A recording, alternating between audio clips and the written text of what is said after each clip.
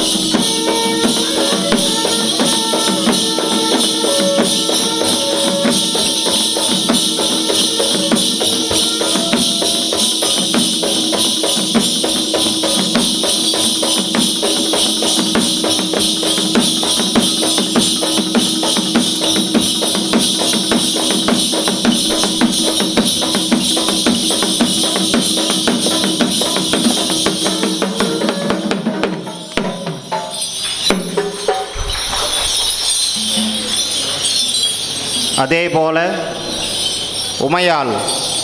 உமையாளின் அவதாரங்கள் இந்த கொங்கு நாடெங்கும் நிறைந்துள்ளது. பூவாணி என்று சங்க இலக்கியங்கள் அழைக்கப்பட்டு இன்று பவானி என்று அழைக்கப்படுகின்ற பவானி கரையோரம் வனபத்ரகாளி. மகாபாரதத்தில் பீமனை சிறையில் அடைத்தனர் ஆரவல்லி சூரவல்லியை மீட்க வேண்டி மாயோன் வந்து போர் தொடுத்து பீமனை சிறை மீட்ட இடம் இன்று நாம் வனபத்ரகாளியாக வழிபடும் அந்த பவானி கரையம்மன். அது மட்டுமல்ல, வண்ணான் துறைபடிந்த பண்ணாரி மாரித்தாய். அது மட்டுமல்ல, ஈரோடை சிற்றோடை பேரோடை என ஈரோடை நடுவில் அமைந்த சிறுமாரி பெருமாரி. அது மட்டுமல்ல, கொண்டத்தை காற்று நிற்கும் கொண்டத்து காளியவள். அது மட்டுமல்ல, ஆனைமலை அடிவாரத்தில் மயானம் கொள்ளை கொண்டாய் மாசாணி அம்மா நீயே. அது மட்டுமல்ல, எங்கு சென்றாலும் இந்த கொங்கு நாட்டில் உமையால் ஒரு பாகமாக அந்த செங்குன்றனூரில் இன்று அவள் நின்றாளோ அதே போல ஒவ்வொரு பகுதியிலும் ஒவ்வொரு ஊரிலும் பதியம் கொண்ட ஒரு புண்ணிய ஆன்மீக பூமி இந்த கொங்கு நாட்டு பூமி. ஈசனும் உமையாலும் எங்கும் நிறைந்திருக்கிறாள் இந்த புண்ணிய பூமியில். நாம் மனம் முழுவதும் நமது பெரிய பட்டமும் இளைய பட்டமும் மனம் முழுவதும் நிறைந்துள்ளார்கள். அவர்தால் பணிந்து இதோ நாம் அடுத்த ஆட்டத்திற்கு செல்வோம்.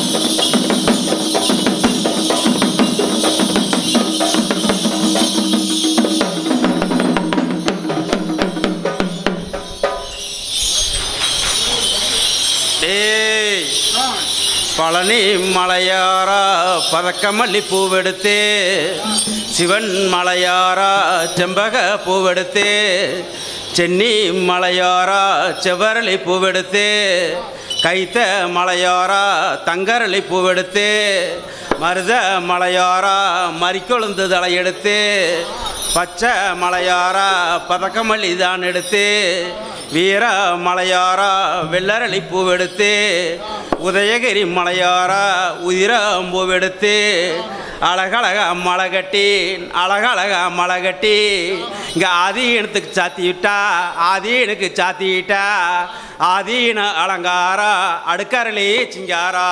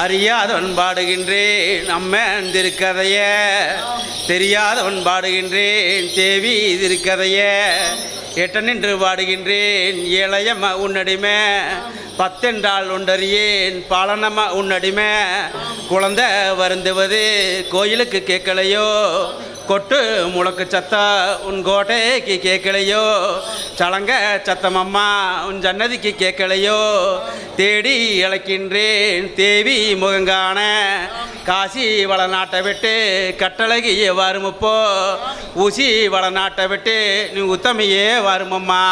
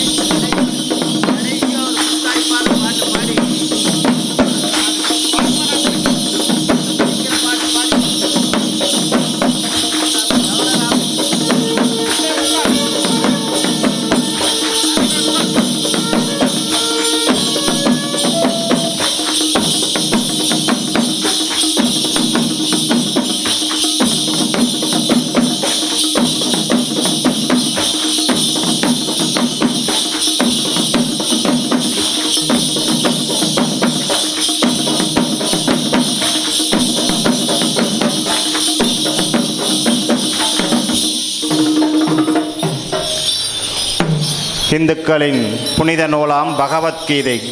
பகவத்கீதை படைக்கப்பட்ட குருச்சேத்திரம் என்பது பொருள் வேண்டி பஞ்சபாண்டவர்கள் இந்த கொங்கு நாட்டிற்கு வந்து தாராபுரம், விராடபுரம், லதாபுரம் என்று அழைக்கப்பட்ட தாராபுர வேளிரில அரசனிடம் கையேந்தினார்கள்.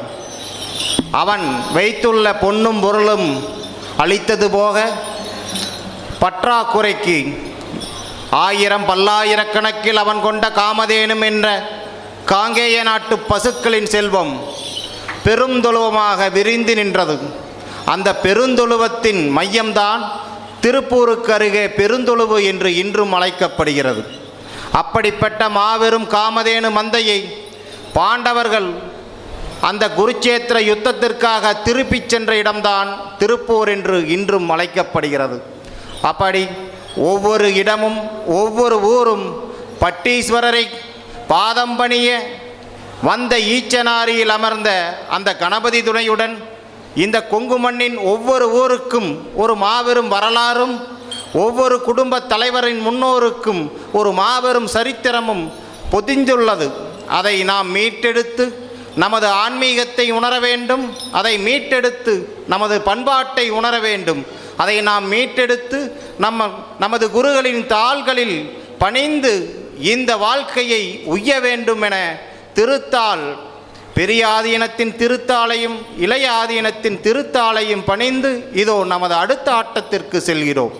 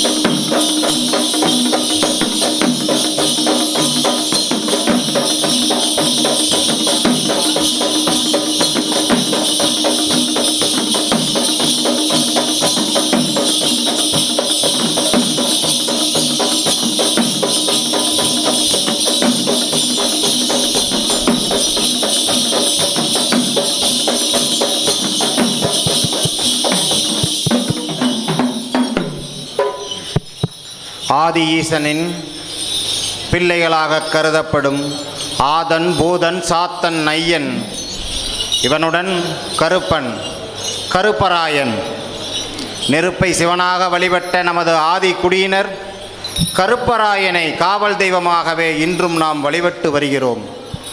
கணபதியின் கட்டுரையுடன் பொன்னம்பலத்தின் ஆடலரசனின் நிகழ்வான இந்த நடனம் நடந்தாலும் நிறைவாக காவல் தெய்வம் கருப்பராயனுக்கு நன்றி கூறி அவரை வழியனுப்பி முடிப்பதென்பது நிறைவாகும். இந்த உள்ளி விழவின் மரபுப்படி கருப்பராயன் பாடல். ஹலோ.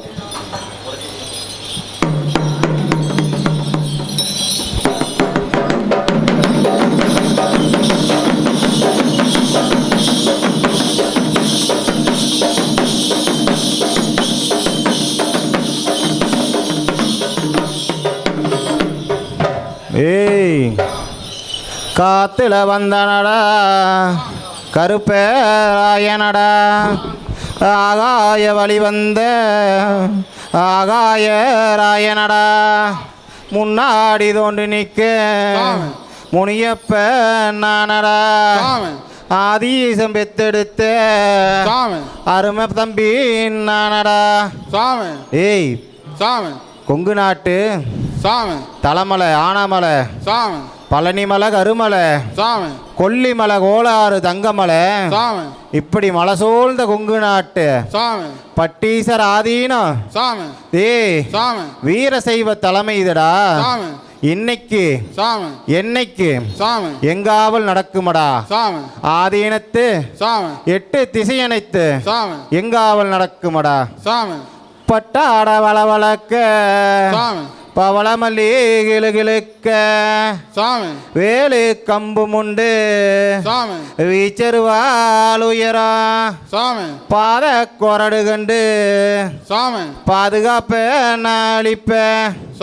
ஏய் எங்காவல் கனகாவல் எங்காவலம் இங்க மீறி ஆதீனத்துள்ள பேய் பில்லு எதுவுமே காத தூரம் கனகாத தூரம் வராதுடா.